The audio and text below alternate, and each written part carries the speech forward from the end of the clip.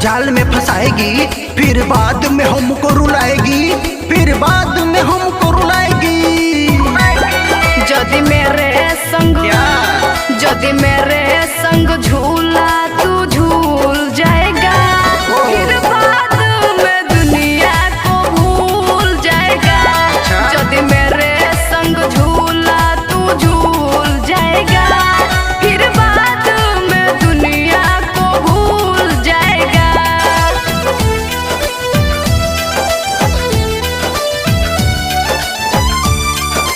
दुनिया को भूल जाएगा।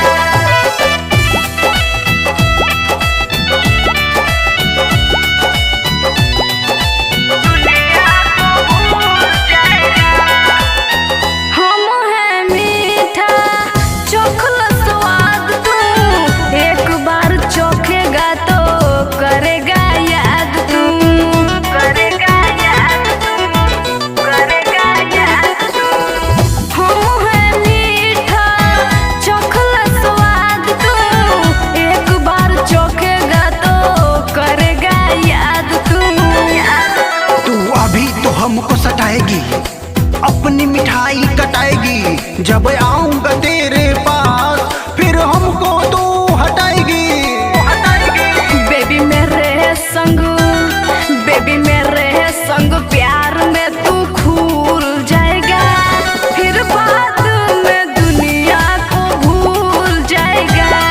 जान मेरे संग प्यार में तू खूल जाएगा, फिर बाद में दुनिया को भूल जाएगा।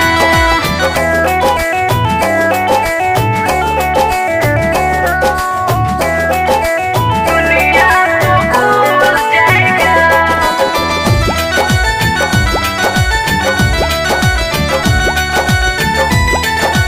दुनिया को भूल जाएगा।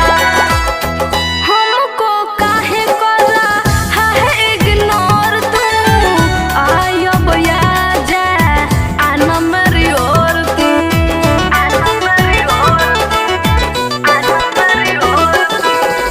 हमको काहे करा है इग्नोर, तू आयो बया जा आना मेरी ओर, तू नाना तेरे संग ना आऊंगा, इससे अच्छा है कि दरिया में डूब जाऊंगा। हमसे न कर जबरदस्ती, ना तो थाने में रपट लिखवाऊंगा।